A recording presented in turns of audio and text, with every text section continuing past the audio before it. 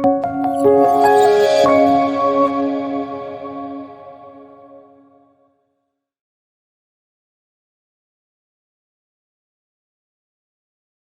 buenas tardes a todos, bienvenidos a la presentación y al debate sobre la calidad de la democracia española y la presentación del último libro de María Blanca, Votasteis gestos, tenéis gestos, que publicamos hace apenas unos días en Ediciones Deusto. Me gustaría empezar dando las gracias a todos los que nos acompañáis aquí presencialmente en el marco de la Fundación Rafael del Pino, también a todos aquellos que lo estáis haciendo desde vuestras casas o vuestros despachos, que lo que estáis siguiendo a través del streaming, más de 500, si no tengo mal el dato. Y muchísimas gracias, por supuesto, a la Fundación Rafael del Pino y a su director, Vicente Montes, por haber organizado este acto que hoy celebramos. Me gustaría también dar las gracias a María Blanco, autora del libro. Muchísimas gracias, María. Muy buenas tardes. ¿Cómo estás? Pues muy bien, deseando que llegara este momento después de tanto tiempo esperando y además muy contenta de que sea por lo menos semipresencial con todos estos amigos aquí y además en streaming, y muy agradecida a la Fundación Rafael del Pino, que siempre nos acoge en esta Casa de la Libertad, ¿no?, como la bautizó Carlos Rodríguez Brown. Muchas gracias, María. Bienvenida, enhorabuena por el libro. Dar la bienvenida y las gracias también a Cayetana Álvarez de Toledo. Cayetana, muy buenas tardes, bienvenida, ¿cómo estás? Muy buenas tardes. Nada, muy contenta de estar aquí y feliz de estar con María, que llevamos tiempo hablando de este libro y por fin está aquí disponible. Ojalá que muchísima gente lo lea. Yo he disfrutado leyéndolo y es un honor para mí poder participar en esta presentación con otro maestro grande como Carlos y en la Fundación Rafael del Pino, que siempre me ha acogido con gran cariño. Como efectivamente foro del pluralismo, del debate, que es tan importante en estos días, poder tener debates racionales y debates a fondo sobre las cuestiones que afectan a nuestra democracia y a tantos otros asuntos de la vida pública. Muchas gracias. Muchas gracias, Cayetana, bienvenida. Y last but not least, el profesor Carlos Rodríguez Brown, a quien tenemos que agradecer no solo que nos acompañe hoy en este acto, sino también la autoría del prólogo con el que empieza el nuevo libro de María Blanco. Profesor, bienvenido. Muy buenas tardes, muchas gracias. La verdad que es un honor, es un placer estar aquí en la Casa de la Libertad. El libro de María está bastante bien. El prólogo está un poco regular, pero por lo demás es un placer estar aquí con Cayetana, con María y contigo. Muchísimas gracias, Carlos. En primer lugar, cederé la palabra a Carlos, luego a Cayetana, luego a la autora, María, que nos explicará el qué y el porqué del libro, y luego haremos un pequeño debate entre todos. Podéis hacer vuestras preguntas o para todo aquel que quiera hacer una aportación, tanto los que estáis aquí presencialmente como todos aquellos que nos estéis siguiendo a través del streaming. Podéis hacer la pregunta en el chat y enseguida me llegará y yo la leeré. Empezamos, si os parece, con la intervención de Carlos Rodríguez Brown, que, como comentaba, es autor del prólogo. Carlos, llevamos muchas décadas de democracia liberal, gracias a la cual hemos conseguido enormes progresos económicos, progresos sociales, en todos los sentidos, pero de un tiempo a esta parte, y tal como bien comentas en el prólogo, este progreso derivado de las distintas democracias liberales que hemos tenido en el mundo, parece que están en peligro, o al menos están amenazadas por el auge del populismo, de las políticas de identidad, etcétera, etcétera. ¿Cuál sería tu análisis de la cuestión? Ya sabéis que muchas gracias. Ya sabéis que los viejos no sabemos lo que pasó ayer, pero nos acordamos de lo que pasaba cuando éramos pequeños. Y mi madre siempre me decía, yo le preguntaba, esta cosa del peronismo y no sé qué, y me decía siempre, los pueblos tienen los gobiernos que se merecen. Yo decía, no puede ser, ¿no? O sea, ¿de verdad nos merecemos a Pedro Sánchez? ¿Qué hemos hecho, no? O sea, ¿qué cosa hemos hecho para merecernos a Pedro Sánchez? ¿Qué significa eso de merecerse, no? Y la verdad es que desde que empezó esta cosa de la democracia, siempre ha habido personas inquietas por su resultado. Y cuando digo siempre, el personaje que más me atrae de todo esto es el pobre marqués de Condorcet, que era un demócrata y un revolucionario y un y un liberal, y que creía en esto de que hay que reformar la sociedad, y estaba con la reforma educativa, estaba con la cosa laica, y redactó una constitución, apoyó el voto femenino. Todo perfecto, ¿no? ¡Ay, pero estaba con los girondinos! ¡Ay, qué mala suerte! Oye. Y en 1793, pues lo encarcelaron estos protodemócratas. Me encanta el sitio donde lo metieron preso. Bug Egalité. ¡Qué bonito! Debía estar al lado del Bug Fraternité, ¿no? Desde entonces se dieron cuenta, ¿no? Y la pobre Madame Roland subiendo a la guillotina, ¿no? O liberté que de crime, o comé a ton nom, ¿no? Bueno, igual no lo dijo, pero bueno, era eso, ¿no? Y Condorcet se dio cuenta de que había algún problema en esta cosa de traducir las preferencias de las personas al poder político. Lo metieron preso y murió en la cárcel. Y era un tipo impecable, ¿no? Entonces, ¿cuál es el problema en realidad de todo esto? El problema de todo esto es que la libertad tiene que ver con la limitación del poder. Y no queda claro hasta qué punto la democracia lo limita. Ayer mismo, en un discurso ejemplar como todos los suyos, Pedro Sánchez habló ante la Asamblea de las Naciones Unidas. Y lo que dijo es que había que aumentar el poder, que había que aumentar el Estado. No le pareció que tuviera esto ningún problema, y cuando terminó, identificó como si fuera un solapamiento lineal la democracia con la libertad. No le pareció que hubiera absolutamente ningún problema. Y pues claro que hay problemas. Como se dio cuenta Condorcet y una larguísima tradición de especialistas en la elección colectiva, desde Tocqueville hasta nuestro amigo Anthony de Jacet, pasando por Kenneth Arrow, una y otra vez la gente que pensaba levantó la mano y dijo, ojo, que esta cosa de votar puede dar como resultado lo que me parece que pasa, y es que la gente cada vez vota más y elige menos. Es raro, ¿no?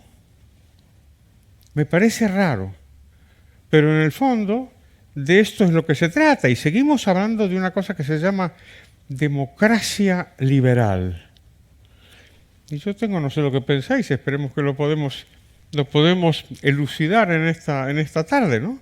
Pero la cuestión es un poquito complicada cuando resulta que estos procesos han dado lugar a unos sistemas que son como híbridos, ¿no? Son como híbridos de política y sociedad, de Estado y de mercado, de capitalismo y de socialismo. Con esto no digo que todo sea igual, ¿eh? No, eso no. Yo sé que se vive mejor en Miami que en La Habana. Hasta ahí llego. Y sé mejor que se vivía mejor en un lado del muro de Berlín que en otro, ¿no? Hasta ahí llego. La cuestión es si este proceso de generalización de la democracia no está arriesgando y está perdiendo, está amenazando derechos y libertades de las personas. Y siempre me ha asustado cómo la izquierda, desde el principio, se ha aferrado a la idea democrática. Y la izquierda siempre ha dicho que, igual que dice que ella sola es feminista, ya María nos ha mostrado que no es verdad, pero siempre dice que ella, como dijo Carmen Calvo, no bonita, o sea, feminista, bueno, pues lo mismo dice de la democracia, no bonita, demócratas somos nosotros. Digo, ¿seguro? Pues ¿cómo es posible que seáis tan demócratas y al mismo tiempo estéis propiciando un incremento ilimitado del poder, con toda clase de objetivos siempre plausibles, ¿no? Pues yo encuentro que este es un tema lo suficientemente complicado como para que María Blanco escriba un libro. Pero dejarme que vuelva otra vez a lo a lo de mi madre. O sea, si votamos, ¿no será que todo esto se ha producido por nuestra culpa? ¿No será que lo que pedimos eran gestos y entonces obtuvimos gestos? ¿No será que hemos pedido de verdad que nos suban los impuestos? Entonces ahí ya levantamos la mano y decimos, no, esto no lo hemos pedido. Entonces, si hay una cosa clara, esto lo descubrimos en el libro anterior que escribimos con María Blanco y Daniel Ávila, la sociología fiscal no tiene ninguna duda, y en todos los países del mundo la gente dice muy claramente que no quiere pagar más, muy claramente, en todos los países. Y sin embargo, paga más, ¿no? Qué raro. No es el government of the people, by the people, no era esto. Entonces, ¿qué ha pasado? ¿Cuándo se jodió el Perú? ¿Qué es lo que ha pasado para que resulte que tenemos una cosa que no hemos querido, que no hemos elegido? Parece claro que los poderosos no se habrían salido con la suya sin alguna complicidad nuestra. En cierta medida tenía razón mi madre, maldita sea. En cierta medida sí que somos culpables. En cierta medida sí que somos cómplices. ¿Pero por qué? Pues porque hemos ido, a lo mejor inconscientemente, a lo mejor porque nos han engañado, pero hemos ido abandonando los principios básicos del liberalismo. Hemos ido abandonando la idea de que hay que respetar al otro, que es de lo que se trata. El liberalismo, siempre les digo a mis amigos católicos que se queda varios pasos más atrás que el cristianismo, que dice que hay que amar al prójimo, nosotros no llegamos a tanto, pero decimos que hay que respetarlo. Sí, hay que respetar al prójimo. El liberalismo es eso, es respetar al otro, respetar su propiedad, sus derechos, su casa, sus sueldos, sus ahorros, sus inversiones. Bueno, pues de alguna manera hemos ido renunciando a eso, ¿no? Cuando hemos dicho, por ejemplo, a mí que no me suban los impuestos, pero a María, que es rica y famosa, pues que se lo suban a ella, ¿no? Pues en el momento que hacemos eso estamos perdidos, ¿no? ¿Cómo era? No tax me, tax that fellow behind the tree, ¿no? Era decimos que... Bueno, pues... en realidad creemos haber encontrado la salida del laberinto en lo que es un mero señuelo, creado por el poder, pero fomentado por lo que hemos hecho, que es una abdicación generalizada del liberalismo. Nos hemos tragado el anzuelo de que el problema aquí no es el Estado, sino su debilidad. Cuando Pedro Sánchez dijo ayer que hay que defender la democracia porque la democracia está en peligro, y acto seguido dijo que para consolidar la democracia tenemos que subir los impuestos, digo, there must be something wrong. O sea, algo tiene que estar mal en alguna parte, algo tiene que estar mal para que identifiquemos la democracia con el recorte de los derechos y libertades. Al final, vamos a creer que la política realmente resuelve los problemas sin crearlos. Y si creemos eso, si creemos que la política resuelve los problemas sin crearlos, ¿qué le vamos a pedir a la política? Pues que haya más, cada vez más. Al final, como decía Ortega, vamos a pedir el retorno de lo que fue la causa del trastorno. El final de todo, y esto es lo que nos comenta María al final de su libro, para que no lo dejemos caer con un estertor, lo que nos dice es que hay... Iba a decir hay una luz al final del túnel, pero esa metáfora con el precio de la luz no hay que hacerla ya más. Hay que buscar otra cosa, no sé qué decir.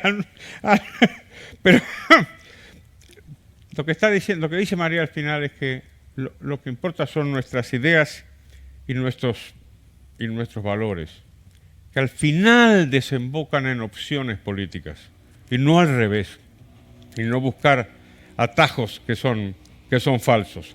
Se puede cambiar, claro, pero primero tenemos que cambiar nosotros. Y para eso hay que votar por la libertad. Y para eso hay que quererla, ¿no? Incluso más, para eso hay que merecerla. A ver si nos la merecemos. Muchas gracias.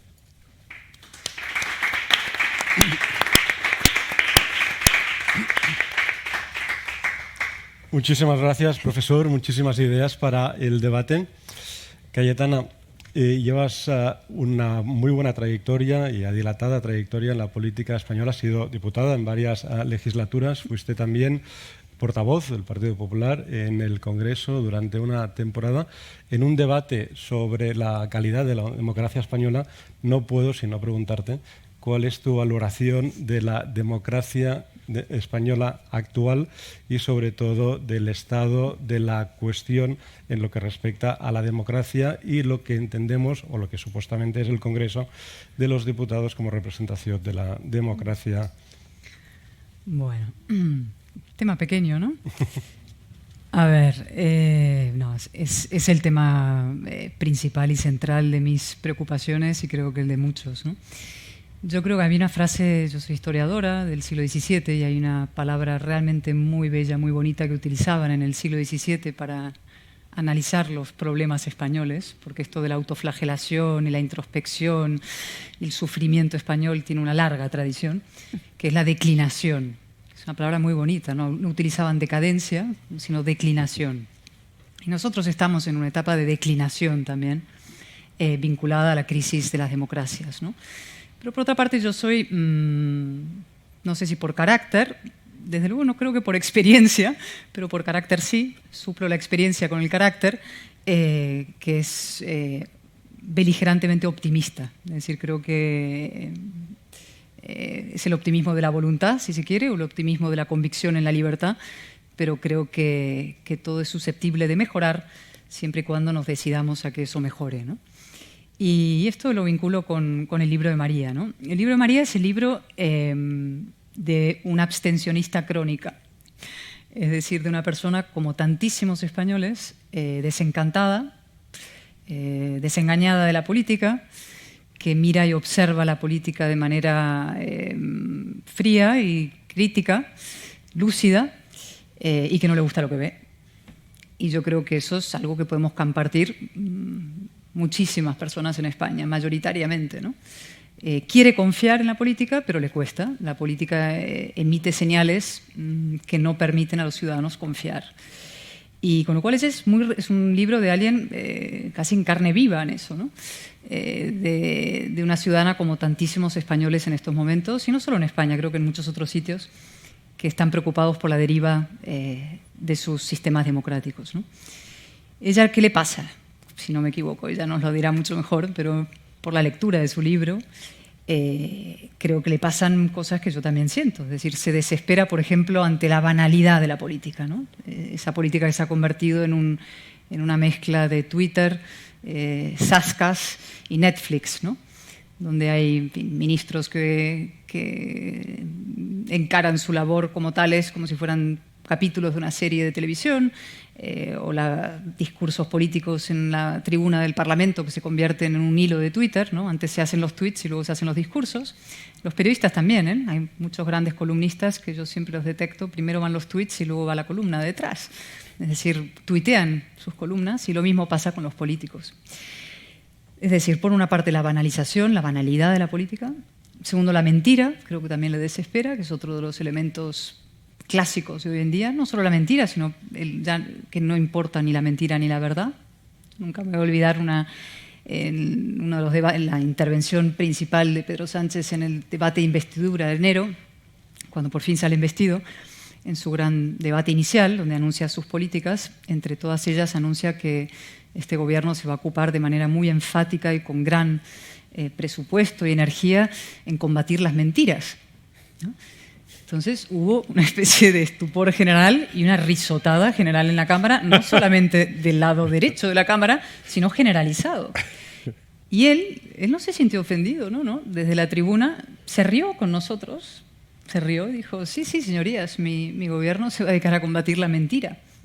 Esto era un hombre que venía de proclamar en precampaña y campaña que jamás iba a pactar con Podemos, que por supuesto iba a fortalecer el Estado frente al desafío separatista y sus leyes, que iba a combatir cualquier tipo de agresión a la democracia y que había, en fin, deshecho y disuelto sus palabras en el éter en 24 horas, ¿no? Pero él no tiene ningún problema en, digamos, mentir abiertamente sobre las cosas y decir que va a combatir la mentira. Es decir, no le importa, no hay un castigo a la mentira, no hay un coste a la mentira. Bueno, eso también forma parte, creo, de las cosas que desesperan a María. Y la tercera es esta que lleva por título el libro, que es la pura gestualidad, es decir, el marketing, ¿no? la conversión de la política en algo puramente gestual, donde se sustituye el fondo, las ideas, los principios, las convicciones, por lo puramente táctil de imagen, ¿no? La tiranía de la imagen, ¿no? Y, en fin, hay infinidad de ejemplos, no hace falta extenderse, pero, por ejemplo, esta misma semana, una tontería, pero yo he visto a Pedro Sánchez que llegaba a Canarias con una mascarilla, con la banderita de España en la mascarilla, ¿no? Y pensé, pues hace 2 días estuvo en Cataluña y la banderita de España no va en la mascarilla, ¿no? Y de hecho permite que haya un acto sin bandera de España. Es decir, estas tonterías son pequeños gestos que se hacen de cara a la galería, que emiten señales, ¿no? Pero es verdad que la política se está disolviendo en todo eso.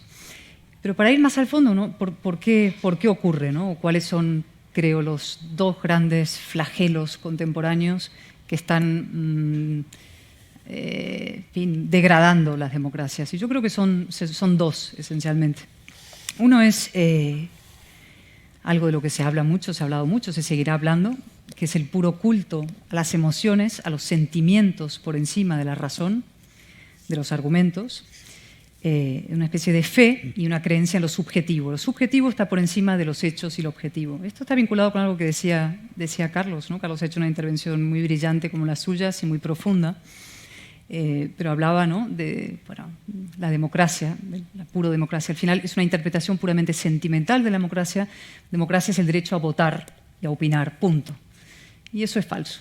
La democracia no es simplemente mis sentimientos y mis convicciones puestas en la mesa del debate público o en la plaza pública, sino efectivamente es límite al poder, ¿no? Esa maravillosa frase de John Adams, que es "Government of laws, not of men", que viene a matizar seriamente el concepto de que esto es simplemente votar. El enorme lío que se montó en Cataluña fue por la interpretación puramente sentimental de la democracia. Es que yo me siento así, yo me siento independiente, yo me siento catalán y no español y tengo derecho, por tanto, a votar y a que mis opiniones libremente se manifiesten, y esto es democracia. Y hay que empezar a hacer la pedagogía básica para explicar lo que es realmente democracia, ¿no? Es el virus de la opinión y de los sentimientos por encima de las razones. Y el otro gran flagelo que converge con este es el culto, la idolatría de las identidades, ¿no? Que es el mal contemporáneo, como fue en el siglo XX. Lo que causó mayores devastaciones fue la identidad, los nacionalismos, y que ahora tiene todo tipo de ropajes. El separatismo es una fuerza que se manifiesta en distintos animalitos, ¿no? Uno es el nacionalismo, que es el que nosotros hemos padecido de manera especialmente virulenta a lo largo de las últimas 40 décadas y todavía, pero tiene otros, ¿no? Los feminismos radicales, los indigenismos, todos estos movimientos que lo que buscan al final es segregar a la ciudadanía en colectivos que se proclaman a sí mismos víctimas, que se enfrentan a otros colectivos dentro de esa sociedad.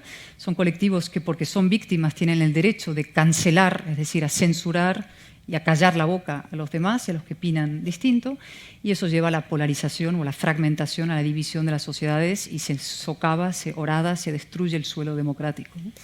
Y esos 2 procesos, los sentimientos por un lado y la identidad como el objeto, pues convergen en esta especie de crisis y en este caos iliberal en el que estamos sumidos, no solo España, desde Chile, con un proceso constituyente en el que se han metido por cuestiones también puramente sentimentales e identitarias. Hay que tumbar la constitución pinochetista, franquista, fascista, la violencia en la calle, se erige un proceso constituyente, se meten cuotas de todo tipo y ahora tenemos, se han metido en un laberinto del que ya veremos cómo salen. Y como eso, tantos otros países. Entonces, insisto, esos 2 vectores, ¿no? El resultado es que se destruye el objetivo, la verdad, se destruye la ciencia como eje vertebrador como un suelo también sobre el cual operar y debatir políticamente. Lo que estamos viendo con los movimientos antivacunas, lo que le ha pasado a Federico Jiménez Los Santos en las últimas 48 horas, es otro síntoma de eso. Digamos, un arreón y un ataque visceral de movimientos antivacunas por una persona que considera que en fin, científicamente eso está avalado. Es muy interesante ese editorial que se publicó en la revista Quillet, que va también en la misma dirección. Es decir, hay todo un mundo de la irracionalidad del sentimiento por encima de la razón. Y también la ley, y de eso María se ocupa extensamente en su último capítulo, el Estado de Derecho y su crisis a partir de estos elementos, ¿no? Pero el libro de María no es solamente digamos, una crítica ácida a veces y desengañada de la situación política, sino que tiene ese otro elemento que a mí me resulta conmovedor y que también comparto y que creo que ojalá mucha gente también comparta, ¿no? Que es el libro de una ciudadana que quiere cambiar las cosas. Es un libro de alguien comprometido con su país y más allá de con su país, con una serie de ideas que son las que permite que un país sea una democracia digna y un país moralmente valioso, ¿no? Tiene esa actitud de, repito mucho, pero es que los grandes son los grandes, de Raymond Aron, del espectador comprometido, el observador comprometido, que sabe que no es un ingenuo, que no es un cándido, que conoce la oscuridad del alma humana y también lo mal que funcionan las cosas y que sin embargo se deja guiar por dos principios que son la búsqueda de la verdad y el compromiso en la acción, es decir, que hay que actuar, no basta simplemente con sentarse en casa y criticar lo que pasa, ¿no? Por tanto, es un libro ejemplar en ese sentido, de un ciudadano comprometido.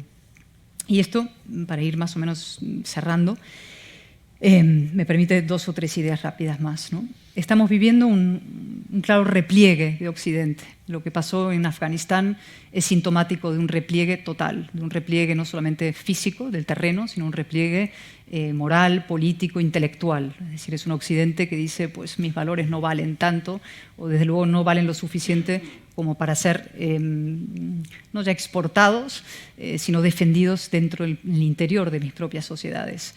Y eso merece no solamente una drástica autocrítica, sino una reacción profunda, que ha habido muy poca. Yo he hablado con muchos americanos de todo tipo, muy críticos con la retirada de Afganistán. Sin embargo, todo el mundo está de acuerdo en que la política de intervención ya no es lo que vale. Y yo disputo eso. Yo considero, estoy de acuerdo con lo de Tony Blair y en su artículo, que sí hay una necesidad de una intervención moral, que nos compromete en lo que pasa en otros sitios, porque esos valores que defendemos, valores de la Ilustración, los valores liberales ampliamente entendidos, no son buenos porque hayan nacido en Occidente o porque sean nuestros, sino que son buenos en sí mismos y porque son los que permiten la prosperidad y la felicidad, por usar una palabra muy difícil, de las personas y de las sociedades, ¿no? Y 2 cosas más. Eso requiere actitud de coraje, que es lo que María demuestra, es decir, efectivamente entender que la libertad tiene un coste asociado, que no hay libertad sin coste, es decir, sin asunción de responsabilidad, y que eso compete en primer lugar a los ciudadanos, efectivamente, que son los que votan. Los ciudadanos no son clientes que siempre tienen la razón.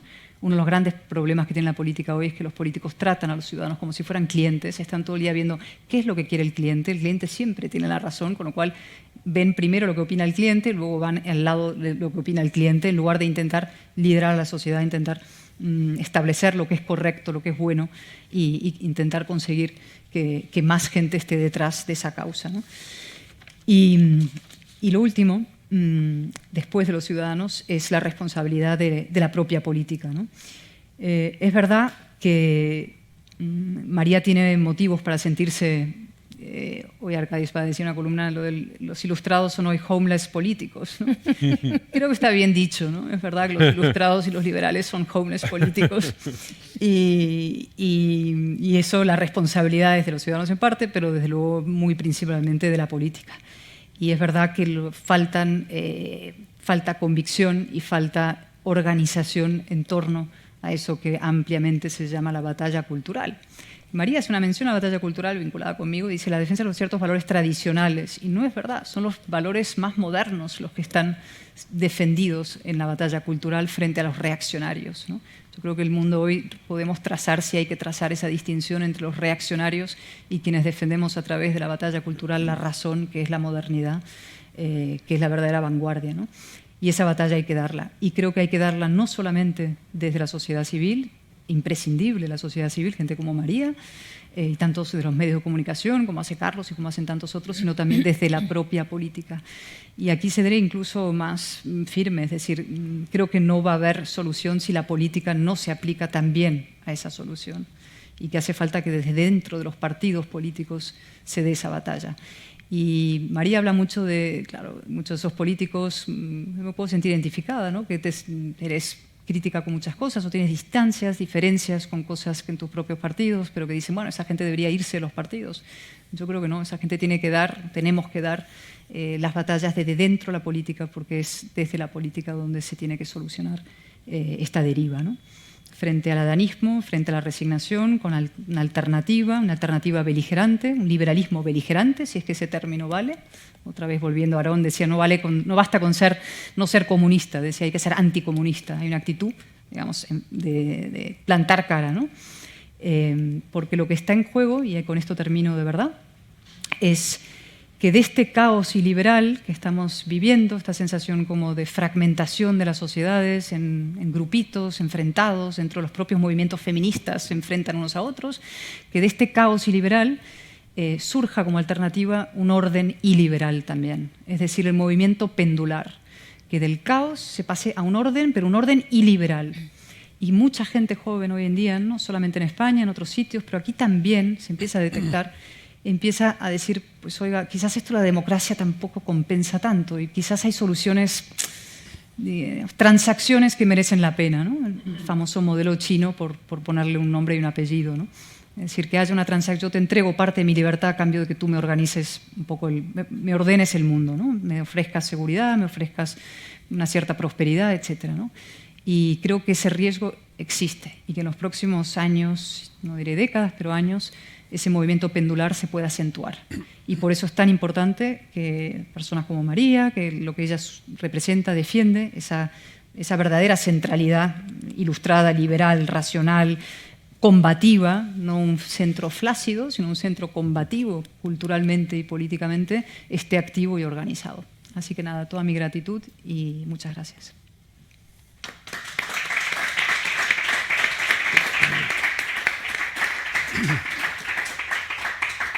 Muchísimas gracias, Cayetana. María, cuando me mandaste el manuscrito para publicarlo y estuve leyéndolo, me recordó, salvando las distancias, porque son libros escritos en décadas muy distintas, al clásico de Robert Hicks, Crisis y Leviatán, ¿no? Que es un libro que resulta muy esclarecedor porque explica en qué medida y con qué herramientas el Estado en Estados Unidos, lo que lo llaman el government, ha ido creciendo aprovechando pues, las crisis, las depresiones, las guerras, ¿no? Cada vez que tenía la oportunidad de crecer un poco más, iba creciendo un poco más, ¿no? De alguna manera en el libro explicas también eso, traído a nuestro estado. Te quería preguntar, ¿en qué medida crees que el gobierno ha utilizado la pandemia para hacer crecer el Estado, para extender los tentáculos del poder y las instituciones del Estado? Muchas gracias. Antes que nada quiero dar las gracias a Cayetana y a Carlos que han hecho esta excelente introducción y me siento súper agradecida con los dos, os debo una cerveza. y es cierto, te ha faltado una cosa, no solamente la mentira y todas esas cosas que has dicho me molestan, hay una cosa que me molesta casi más, que es esa pasividad flácida de que me llueva, ¿no? Y tiene que ver con la pregunta que me haces, que es la respuesta está inspirada en aquí mi maestro, que me ha enseñado que el Estado no solamente crece, sino que muta, ¿no? Y va ahí como con los tentáculos, entonces cuando ve una oportunidad va como esto que la gente que va en el tren y se te apoya, ¿no? Pues poco a poco, hasta que ocupa otro lugar, otro terreno del ámbito privado y luego ve que ahí de repente hay otro sitio y va mutando y va cogiendo terrenos y va abarcando terrenos que siempre han sido privados y que nunca han debido dejar de serlo, y una vez que pone el pie ya no hay quien se lo quite. O sea, el retroceso es muy difícil, por no decir casi imposible, ¿no? Casi puede ser posible. Yo conservo la vela al final del túnel, ¿no? Por no decir la luz al final del túnel. Entonces, yo creo que el problema en nuestro país de este crecimiento inagotable, que por otro lado, pero por supuesto, o sea, mira lo que dice la Escuela de Public Choice y cómo Buchanan y Tallock estudian, y Tony de Jassé en su magnífico libro El Estado, que es la tendencia. Pero no es que las personas que ocupan las instituciones que componen el Estado se estén comportando como marcianos, están haciendo lo que todos hacemos, que es pues instalarnos en nuestra, voy a decir una palabra, un término horroroso, pero bueno, ¿qué le vamos a hacer? Zona de confort. O sea, el Estado se afianza en su zona de confort, se atrinchera y va cogiendo terreno, pues como los perros cogen terreno en el sofá y te vienen echándote y casi duermes tú en el suelo, ¿no? Entonces, ¿por qué este libro tiene como sentido, o sea, el sentido del libro empieza por el final, o sea, en mi cabeza, como Carlos descubrió muy bien, me dijo, aquí la cosa está al final, ¿no?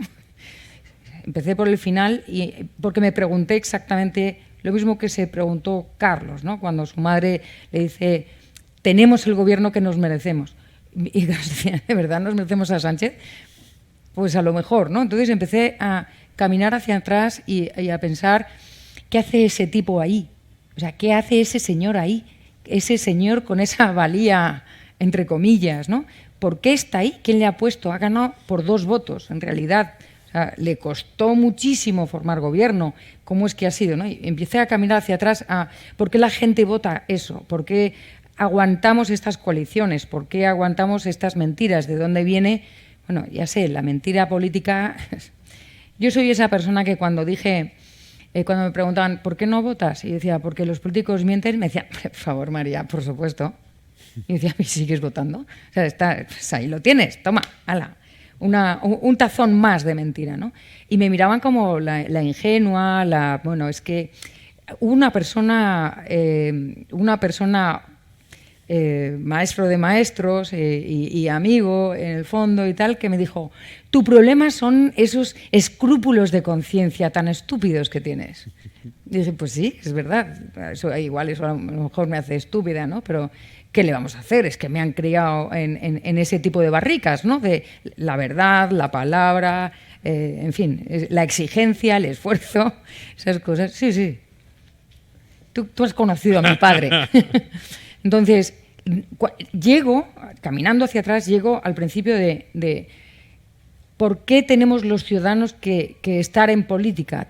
Estamos en política por defecto y por eso empiezo hablando de la identidad, la identidad política, la representación, qué significa la representación política y cómo, en principio, los sistemas representativos no tienen por qué ser malos si existe una protección del ciudadano, si existe ese Estado de Derecho que evita que las democracias se conviertan en democracias tiránicas, porque no toda democracia es una democracia sana.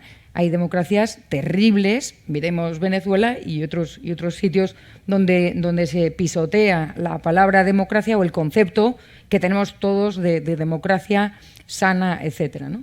Y he llegado a la conclusión, Roger, de que uno de los problemas más gordos que tenemos, probablemente no somos solo los españoles, pero en este caso los españoles, es que creemos que una vez alcanzado todos los tics, tienes ya democracia, Tribunal Constitucional, Parlamento, todos los partidos, todas las libertades, ya está.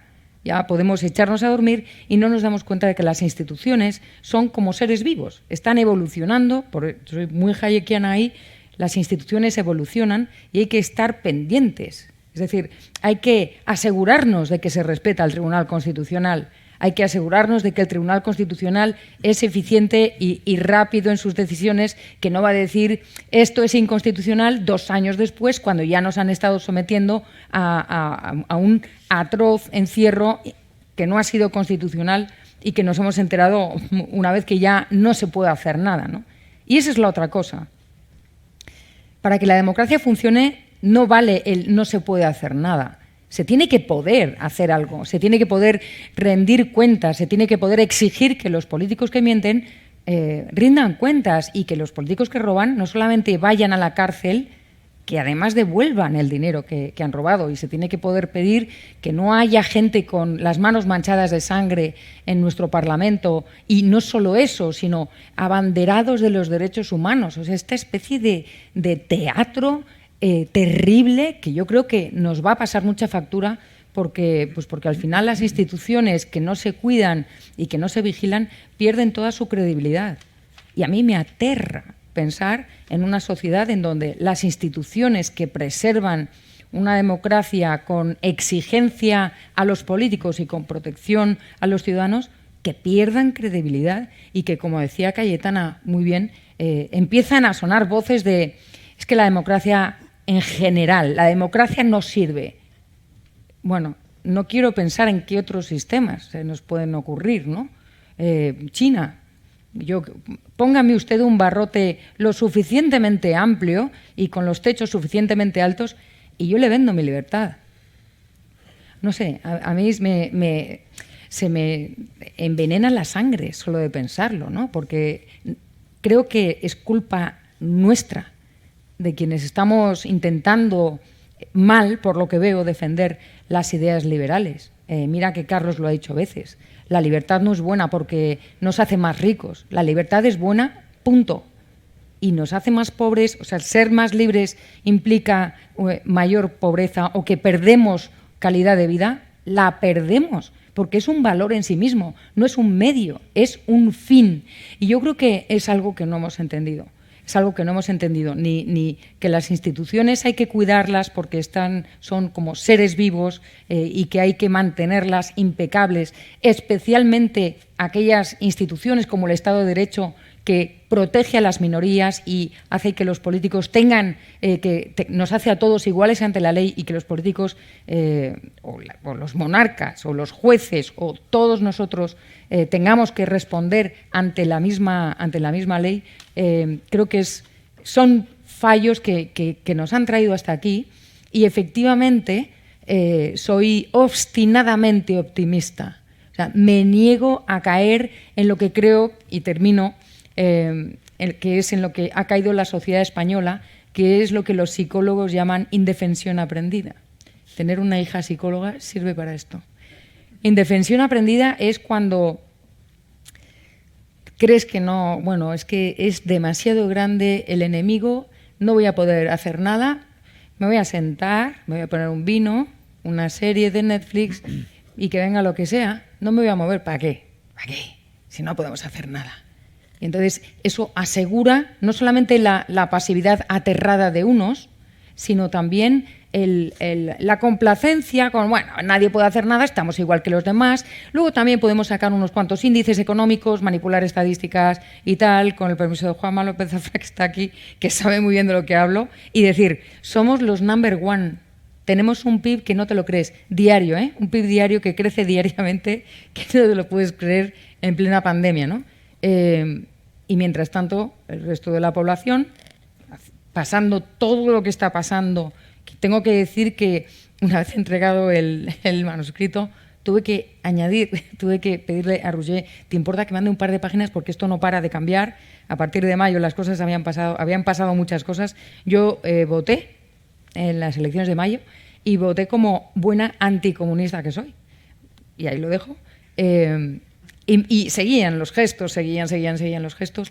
Y podía escribir, o sea, una enciclopedia de gestos. O sea, podíamos hacer un hilo eterno, un eterno bucle de gestos, ¿no?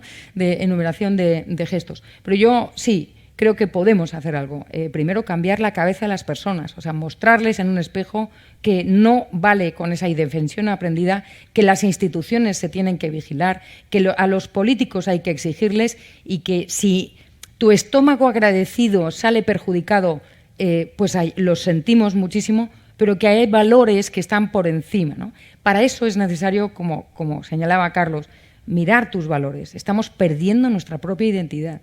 Y no digo qué valores, porque no se trata de imponer valores, por supuesto, sino párate y reflexiona exactamente qué quieres para tus hijos o para tus nietos. O sea, ¿qué quieres exactamente? ¿Qué tipo de país? ¿Qué tipo de sociedad? ¿Qué tipo de educación? ¿Qué es lo que quieres que suceda? Y a partir de ahí, pues haz algo.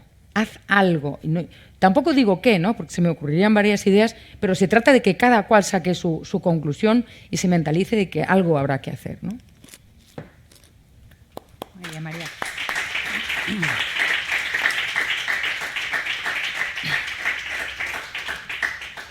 Muchísimas gracias, María. Nos quedan todavía 10-15 minutos de debate. Si les parece, vamos a abrir ahora el debate para todo aquel que quiera hacer alguna pregunta, algún comentario, alguna puntualización. Pero mientras os pensáis las preguntas un segundito, me gustaría dar la oportunidad a Carlos y a Cayetana, y por supuesto también a María, por si quieren hacer algún apunte de lo que hemos comentado hasta ahora. Yo solamente objetar a que se está utilizando, lo ha utilizado Cayetana y también María, la palabra marketing y la palabra teatro, identificándolos con la mentira. No, ninguna de las dos cosas son verdad. Marketing no es mentir, marketing es ayudar a vender, pero no es mentir. En el mercado, donde funciona el marketing, tú, Roger, ten mucho cuidado con mentir, ¿eh? Ten mucho cuidado, porque te pasan cosas, claro, y te pasan cosas rápido. No como en la política, donde curiosamente tú mientes y parece que los costes, pues o no los pagas tan pronto como los pagas en el mercado. Y lo que más me irrita es esto que has hecho, María, de que el teatro es mentira, que no, hombre. ¿Sabéis la diferencia entre el teatro y la mentira? Os lo dice un actor. Es verdad que soy aficionado, todavía no he conseguido que me pague, pero lo conseguiré, a ver si puedo. La diferencia más grande entre el teatro y la mentira es que el actor de teatro te miente, pero te avisa. Te avisa antes tú. Te pone un cartel en la puerta, dice, hoy Juana Pérez va a ser Ofelia. Y entonces cuando tú vas y ves, ay, pobre, cómo sufre con Hamlet y no sé qué, tú sabes que no es Ofelia. Es que es Juana Pérez, es una señora española que vive en Barcelona, en el Paseo de Gracia. Es mentira lo que estás viendo, es mentira, no es Ofelia. Pero te ha avisado antes. La política no es así, ¿vale? Es cierto. Quiero decir también, el libro que tenéis al fondo ahí en el kiosco incluye, no un estudio en profundidad, pero sí hablo del marketing político. El problema del marketing político, y que me gustaría escuchar las preguntas de todos y lo que tenga que decir Cayetana, el marketing político ha mutado también y ha evolucionado hacia algo muchísimo más superficial de lo que ha sido siempre en política. Pero nada más, lo del teatro, perdón, maestro. A ver, voy a intentar ser brevísima porque es verdad que hay poco tiempo y hay preguntas, ¿no? Pero solo dos apuntes rápidos. Uno, una cosa que decía María, que es verdad, que María dice que decía Carlos. La libertad es un fin en sí mismo y un bien en sí mismo. Pero es que además lo moral es lo eficaz. Es que esa es la belleza que tiene este asunto. Que esas ideas de libertad, que además son morales en sí mismas, son las que además procuran bienestar y prosperidad a las naciones. Y eso de que lo moral es lo eficaz se nos olvida permanentemente. Y la gente dice, no, maquiavélicamente hay que aparcar los principios para ser más eficaces electoralmente o en generación de riqueza. Claro. Y es que esa es la gran mentira, no es verdad. La gran belleza de este asunto es que lo moral es lo eficaz. Y la prueba es que no hay ninguna nación socialista comunista del mundo que haya generado, en fin, prosperidad y felicidad de sus pueblos. Y ese es el tablero inclinado de el que yo hablo insistentemente, en el que estamos, en que resulta que los comunistas y los nacionalistas y esta gente son los que dan lecciones morales a los que están los liberales o conservadores, el mundo, digamos, más bien del centro-derecha liberal, le dan lecciones morales y de eficacia cuando han colapsado y han fracasado sistemáticamente en los dos planos. Y la pregunta es, ¿qué nos pasa? ¿Es que ellos son muy buenos o es que nosotros somos muy flojos? Y yo creo que el problema es que nos falta a nosotros convicción para nivelar el tablero. O sea, es que es una cosa bastante elemental. La señora el otro día, vicepresidenta del gobierno, hacía sus apologías del manifiesto comunista. Es decir, oiga, pero usted ha parado a reflexionar medio minuto lo que significa una apología del manifiesto comunista o del modelo comunista en sí, que ha generado 100 millones de muertos, que sigue vigente en China, que es una dictadura, en Cuba, que es una ruina dictatorial desde hace 60 años, en Corea del Norte. Se pueden promover estas ideas no avergonzadamente por detrás. Eso y a su vez calificar de fascistas a los demás. El fascismo ya no existe. El fascismo fue aplastado, por suerte. Es decir, el fascismo sí fue derrotado y no hay nadie que vaya a ir proclamándose fascistas. Hay fascistas encubiertos. Se proclaman otras cosas, se llaman demócratas en general o lo que fuera, pero que se llamen fascistas No, los comunistas sí se llaman a sí mismos comunistas. Entonces ahí hay un problema estructural, ¿no? Y luego otra cuestión un poco más paradójica, que más para debate, ¿no? Que esto de la izquierda, el nacionalismo, el Estado, no el Estado. Una cosa rápida. Izquierda y nacionalismo, teóricamente, pensaríamos a bote pronto que son opuestos. La izquierda, la igualdad, el nacionalismo, la discriminación. No, los dos tienen un común adversario y enemigo, que es la libertad y la libertad del ciudadano. Y por eso en España, además, convergen de una manera tan especial. Los dos tienen una pulsión de poder, los dos tienen una voluntad de injerencia sobre la libertad, el espacio personal, y los dos, uno pone como mito el Estado y el otro la nación, ¿no? Entonces, esa es la alianza profunda y estructural que hay dentro de eso que llaman el Frankenstein ahora, ¿no? Se dice, ¿cómo puede Sánchez estar tan aliado con los nacionalistas? Es lógico, porque hay esa pulsión, y además con la deriva de la izquierda identitaria, pues todavía más fuerte, ¿no? Sin embargo, ahora del Estado, un matiz para preguntarle a Carlos o a vosotros, ¿no? En Cataluña se da una situación muy paradójica, donde el Estado sí ha hecho un repliegue total, el Estado democrático, el Estado liberal español, digamos, el orden liberal. Ha sido sustituido por una voluntad de Estado local, nacionalista, donde hay una injerencia brutal en la vida de las personas y destruye la convivencia, etcétera, etcétera, ¿no? Y el repliegue del Estado democrático ha permitido que eso ocurra. Entonces, ¿eso cómo se soluciona en Cataluña? Lo ideal sería ofrecer a Cataluña la oportunidad de aplicar políticas liberales de verdad. Es decir, que las políticas que en Madrid funcionan tan extraordinariamente en creación de riqueza, en libertad personal, en lo que fuera, pudieran aplicarse en Cataluña, ¿no? Pero, entre tanto, tenemos un problema de combate cultural donde probablemente haga falta un despliegue del Estado en Cataluña. Yo, siendo liberal, diciendo que hace falta un despliegue del Estado en Cataluña, digamos, es una afirmación difícil de hacer, ¿no? Pero probablemente acabe siendo necesario. Es decir, que ese Estado que se ha replegado vuelva a tomar posesión de un territorio para aplicar la ley, para defender las libertades individuales, para defender la igualdad, para incluso invertir en constitucionalismo. Por decir una frase muy bestia para un liberal, que el Estado fuera una especie de fábrica de constitucionalistas, como ellos fueron una fábrica de nacionalistas, y que la mitad constitucionalista tenga la presencia, el poder, el prestigio, los presupuestos, todo eso que no ha tenido. Esto es un debate interesante para ver cómo salimos de ese atolladero. Te lo dejo ahí. Agradecer, por supuesto, a Carlos Rodríguez Brown. Profesor, gracias por estar hoy aquí con nosotros, gracias por el prólogo del libro. A María, por acompañarnos y obviamente por haber escrito el libro. Muchísimas gracias, María. Y a Cayetana Álvarez de Toledo por haber hecho un hueco en su agenda para acompañarnos hoy aquí.